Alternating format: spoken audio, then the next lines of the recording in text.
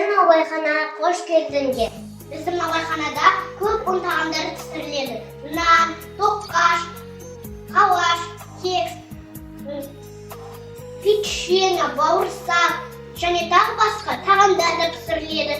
Достар, сендер білесіңдер ме дастарханға қалай келетінін? Әрине білеміз. Мен әкелсе бола ма? Әрине болады, Дариян, келе ғой. Бидайды біз егеміз, үсіп болған деп комбайнмен жинаймыз. Сосын машинаға саламыз, сосын машинада жеменге апарады. Жеменде ұн татады. Сосын ұнды наубайханада апарады. Наубайханада нан пісіреді. Сосын нанды дүкенге апарады. Сосын біз дүкенден сатып аламыз. Ұнна, нан, торт, печенье, пончик, батон, кепек, печа, бауырсақ, одан пісіреді. Жарайсың, Дариян, дұрыс айттың. Қамелелеу үшін бізге ұн, су, тұз, астық керек. Көп заттың ішінен маған кім тауып береді екен? Мен тауып берейін. Келе ғой Алдияр. Ұн, тұз, су, астық қаз. Жарайсың, Алдияр, дұрыс таптың.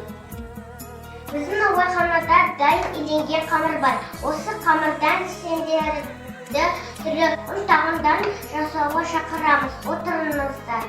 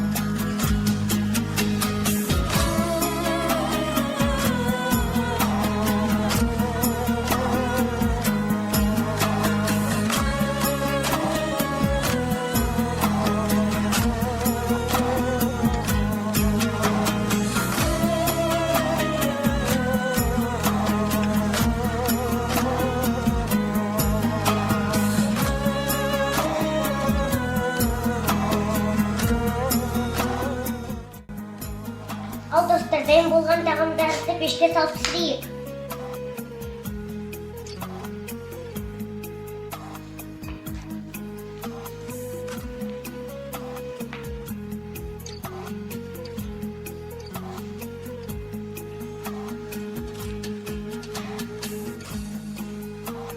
Дайын болған печеньелерімізді дастарханға қояйық.